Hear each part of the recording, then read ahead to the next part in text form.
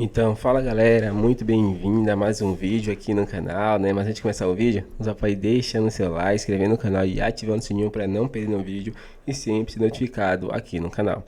Então galera, vamos fazer aqui uma reação e um corte do jogo aberto, comentando tudo aí sobre o Flamengo que vai enfrentar o Bolívar, né? Pela Libertadores e também sobre a chegada de Michael ao Flamengo aí, né? Que já está chegando no Rio de Janeiro.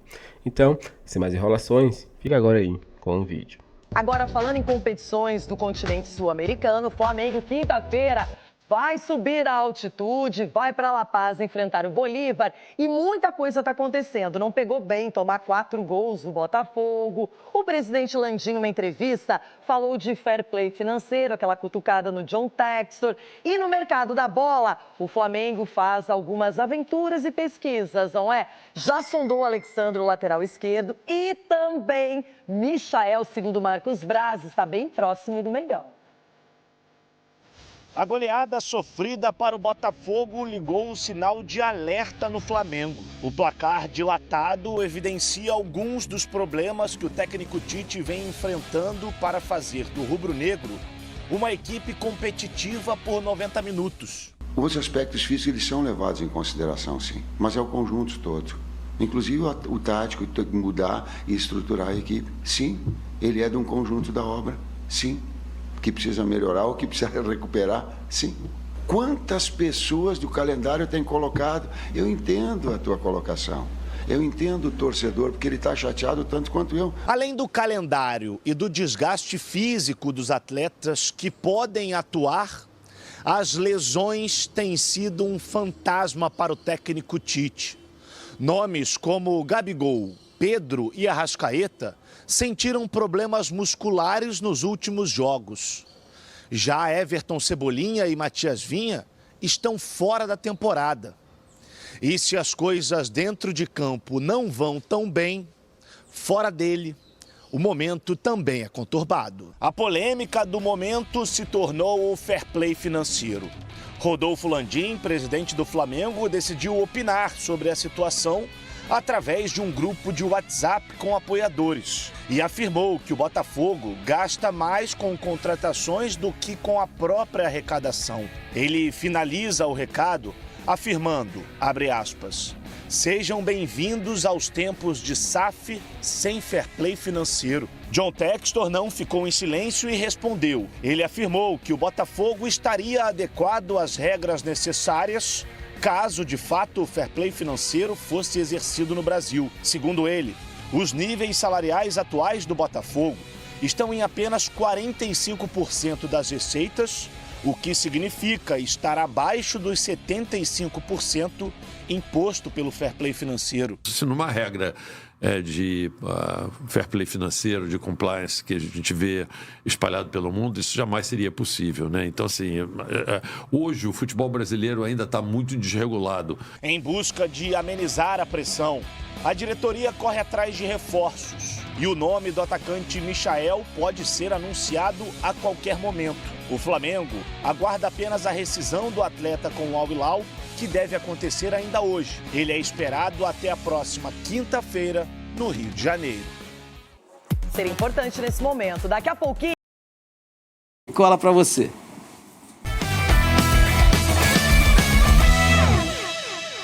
Demorou, mas o Flamengo, enfim, tem seu primeiro reforço nessa janela da metade do ano. Michael foi contratado, assinará contrato longo, deve ser até 2028, e o salário de R$1,5 milhão de reais mensais. Com uma curiosidade, o Michael aceitou receber menos do Flamengo do que vinha pedindo para Grêmio, Cruzeiro e Corinthians, com quem negociou nos últimos dias. A pedida para os outros clubes era de R$2,3 milhões. Queria destacar que a chegada... Quanto ele vai ganhar no Flamengo? R$1,5 milhão de reais mensais. Ele chega para ganhar o mesmo patamar financeiro do Bruno Henrique, um pouco abaixo do Gabigol. Vai estar entre os jogadores mais bem pagos do elenco do rubro-negro, alguém que já fez sucesso no próprio Flamengo.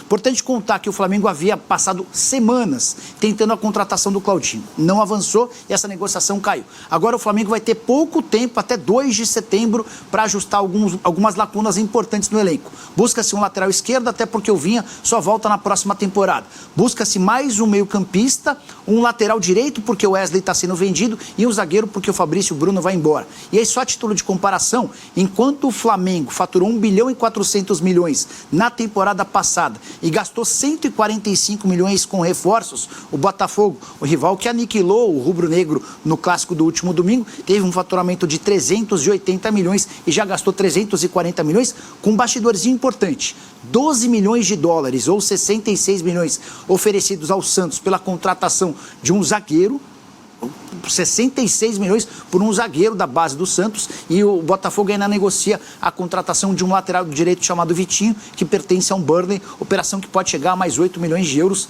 Não está faltando dinheiro no Botafogo, não se sabe de onde vem. No Flamengo, onde sobra-se dinheiro, falta investimento, e o Marcos Braz, que era o homem que lideraria esse movimento, estava passando os últimos dias buscando votos para sua campanha para vereador, inclusive contando com a ajuda de torcidas organizadas. Acho que isso não beneficia em nada o Flamengo. Vamos aproveitar sobre o futuro de Alexandro.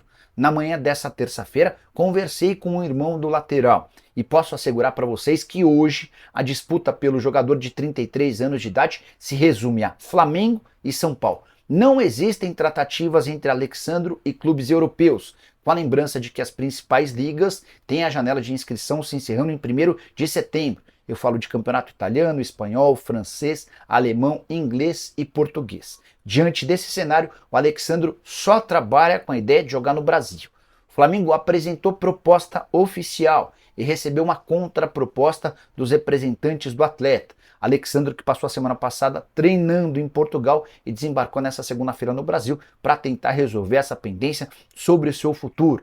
Atleta que já havia deixado clara a intenção de jogar no São Paulo, ele chegou a assistir a 2 partidas do Tricolor no estádio. Uma delas contra o Atlético Paranaense na Arena da Baixada, a outra no Morumbis. Foi justamente um São Paulo e Flamengo, aquela vitória do Tricolor, e o Alexandro saiu super empolgado com o comportamento do torcedor. Foram 58 mil pessoas na oportunidade. Torcedor super empolgado, ou melhor, torcedor super ativo, engajado, tentando ajudar o São Paulo a vencer. Tratativas com o São Paulo não estão encerradas, mas elas esfriaram diante da dificuldade financeira. O Alexandro quer jogar no São Paulo, mas a pedida dele está acima daquilo que o Tricolor avalia, até por isso o São Paulo tem mantido negociações com o Mário Rui, lateral esquerdo português, também 33 anos de idade, que tenta conseguir sua rescisão do contrato com o Napoli. A boa notícia é que essa novela envolvendo o Alexandro tem prazo para terminar, a janela também por aqui está acabando e o atleta vai precisar se definir entre o Fly e o São Paulo. Por aqui você vai ficar sabendo antes de todo mundo o que está rolando nessa história. Prometo atualizar você. O contrato dele vai ser até dezembro de 2028.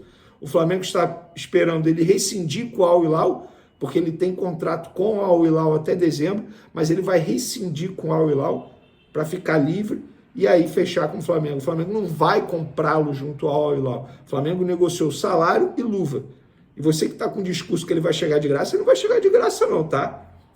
A luva dele será alta, o salário dele também será alto. Me falaram que é salário de outro patamar, fazendo referência ao Bruno Henrique. Então, é um jogador que vai custar alto ao Flamengo, não vai sair de graça não. E por falar em contratação, hoje na imprensa argentina saiu a notícia que o Benedetto, jogador que estava no Boca Juniors nas últimas, deixa eu ver aqui, 3 temporadas, é isso? É isso. Desde 2022 no Boca Juniors, está livre no mercado. Um atleta de 34 anos estaria vindo para o Flamengo porque o Tite ligou para ele. Bom, eu fui apurar no lado do Flamengo, me negaram. Falaram, Vene, não tem nada, pode falar aí para os seus seguidores, para os seus inscritos no canal. Não tem nada, não procede essa informação. Ainda bem, né? Porque sejamos francos, eu vou até dar minha opinião aqui. Seria uma contratação terrível para o Flamengo. Fraca, é um jogador fraco com idade avançada, pelo menos é a minha opinião, e eu quero saber a opinião de vocês, fica aí a informação. E o Flamengo está no mercado em busca de lateral direito.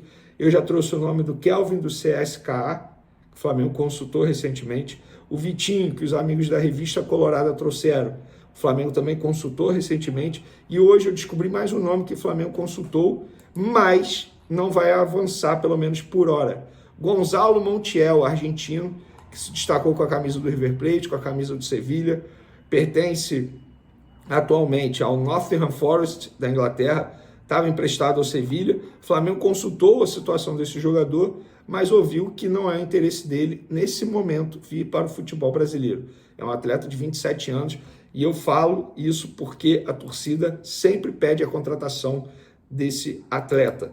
E o Flamengo ligou, não mandou proposta. O Flamengo só manda proposta depois do ok do atleta. Não teve o ok do atleta, mas o Flamengo fica a informação que consultou, pelo menos. E o Cedric Soares é uma outra situação, porque ele foi oferecido, agrada, mas seria um outro modo de contratação. Contrato curto, nada a longo prazo, porque tem idade avançada, ele está sem clube, não renovou com o Arsenal. Já Montiel, Kelvin, Vitinho, seria um outro perfil, mesmo perfil. O Flamengo fazer um investimento, ter o jogador a longo prazo. No caso do Kelvin, dá até mesmo para pensar numa futura venda, porque tem apenas 23 anos. Ah, uma informação, o CSKA quer 7 milhões de euros para vender o Kelvin. Soube disso hoje. Saiu até aí alguns amigos da imprensa carioca noticiando que o Botafogo também teria interesse nesse atleta. O que eu soube é que o CSKA pede 7 milhões de euros para vender esse atleta. Então fica aí as informações de momento. O Flamengo se preparando para pegar o Bolívar na quinta-feira, jogo importantíssimo pela Libertadores da América. Marcos Cláudio, será que o Michael vem o robozinho? Marcos Braz ontem declarou que só falta assinar. Palavras do Marcos Braz, que é o vice de futebol do Flamengo, né? Tem muita gente aqui, as gravações, AS Gravações, nada, meu amigo, sucesso para você, tudo de bom. Lucas Timóteo, sou de USA, sou de GV, Governador Valadares, manda um abraço aí, Mengão na Libertadores. Que tem de gente do Brasil e de Governador Valadares lá nos Estados Unidos, né? Principalmente na região ali de Boston, Massachusetts, é dessa área aí, de Massachusetts. Eu tive lá no ano passado, rapaz, são mais de 150 mil brasileiros ali, nas cercanias de Boston. É um negócio de doido. Um abraço aí para toda a galera que está acompanhando a gente aqui. Valeu demais pela moral. Um abraço, Lucas Timóteo. Pessoal, é o seguinte, vamos dar um panorama aqui, uma geral na Libertadores e na Sul-Americana. Eu vou começar pela Sul-Americana, né, pra gente... O Malvadão tá gastando dinheiro aí. Olha o Malvadão aí gastando dinheiro. JG, porque toda vez que o Flamengo perde, parece que o mundo caiu. Parece que é uma terra arrasada. Ô Malvadão, o Flamengo é um time que tem muita torcida, né? Uma torcida gigantesca, com 48 milhões de pessoas, as pesquisas mostram. Assim, muita gente apaixonada, muita gente... O Flamengo é uma religião, a gente pode dizer assim, né? Nós temos uma força muito grande aí nos torcedores do Flamengo. Então, o torcedor do Flamengo é um apaixonado, como qualquer outro torcedor de outros times, mas o Flamengo tem muito mais gente, então a repercussão é muito maior, a mídia é muito maior. Então, tudo o que acontece no Flamengo, para o bem ou para o mal, tem uma dimensão maior. Eu acho que é isso, né? Atlético será eliminado. Irlan Simões para participar conosco na bancada. Irlan Simões, quer dizer que fair play financeiro nos olhos dos outros é refresco. Bom dia. Bom dia, Barreto. Bom dia, Tim. Bom dia, meu amigo Caju. Prazer estar com vocês aqui. Mais uma vez, né? Deve ser a terceira, quarta vez nesse ano que começa essa conversa, volta essa conversa de que precisamos de um fair play financeiro no futebol brasileiro. Dessa vez surgiu exatamente do Rodolfo Landim, presidente do Flamengo, e gerou aí uma repercussão grande, né? Bom lembrar, né? Isso foi uma mensagem em um grupo de WhatsApp. Landim comentou sobre o investimento forte que o John Texel, a Eagle Holding, né, que é a empresa que controla a SAF do Botafogo, faz no rival do Flamengo, que venceu o Flamengo por 4-1. Então, era um grupo de WhatsApp, de sócios que apoiam a gestão do Landim. E ele reage, né, ele responde falando, sejam bem-vindos à era da SAF sem fair play financeiro, né, levantando dados sobre a capacidade de arrecadação real do Botafogo e o volume de investimento foi feito em jogadores. Aí isso me motivou a fazer esse texto lá no blog do GE, né? Aos inimigos do fair play, brincando aí com a frase, né, célebre do Nicolau Maquiavel, que ele fala que é aos amigos os favores, aos inimigos a lei. Né? E aí, no caso, hoje em dia, no contexto do futebol brasileiro, tá uma coisa meio assim, né? Aos inimigos, aos amigos, aos meus clubes, os favores, aos inimigos, o fair play. A gente fala agora, o Flamengo cometeu o fair play financeiro poucas semanas depois do próprio John Textor, né, dar uma entrevista para o GE, né, inclusive o nosso Martim Fernandes, participa aqui do Redação Sport TV, falando também que era preciso criar alguma regra de teto salarial no Bahia, para controlar o investimento do Bahia, né? Que o Bahia, hoje, a SAF do Bahia é controlada pelo City Futebol Group, maior rede multiclube que existe no planeta, com poder de investimento muito superior a qualquer empresário norte-americano que venha querer controlar algum clube brasileiro. Então, entramos nessa seara, nesse cenário, né? Aos inimigos, o fair play. Né? O caso do Flamengo em específico é bom também entender dentro de um contexto que está ali na ocasião da escrita da frase pelo Landim, que era após 4-1, né? Após uma derrota acachapante para o Botafogo, depois algo que não acontecia desde 2008, né? Até fiz uma consulta no Twitter ali para ver se alguém conseguia me lembrar quando aconteceu uma última derrota tão expressiva do Flamengo para o Botafogo, e foi lá atrás, em 2008, foi um 3-0.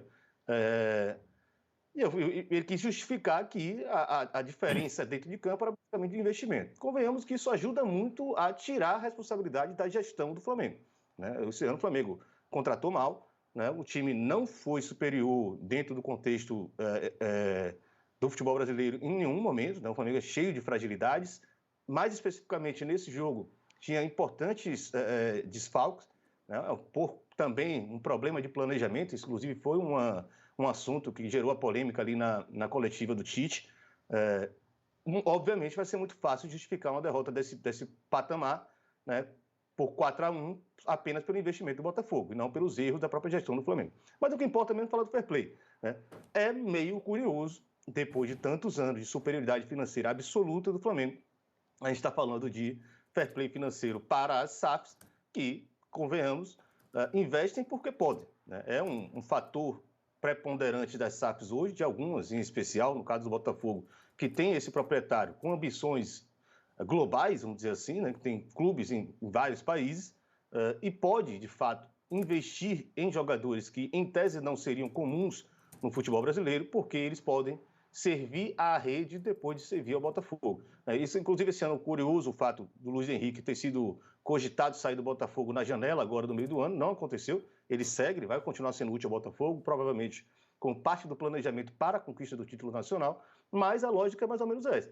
O Botafogo tem capacidade de investimento hoje porque a Eagle Football Road está por trás, que é uma rede que possui um clube como o Lyon na França, um clube na Bélgica menor, mas, e eu discuto isso no texto, a rede trabalha quase como uma comunhão de bens. Né? A contratação não é exatamente para o Botafogo, né? É para a rede. Isso beneficia o Botafogo, eu uso a imagem, né, a figura de linguagem lá. O Botafogo, ao mesmo tempo, ele é um mecanismo e ele é um beneficiário dessa estrutura dessa rede.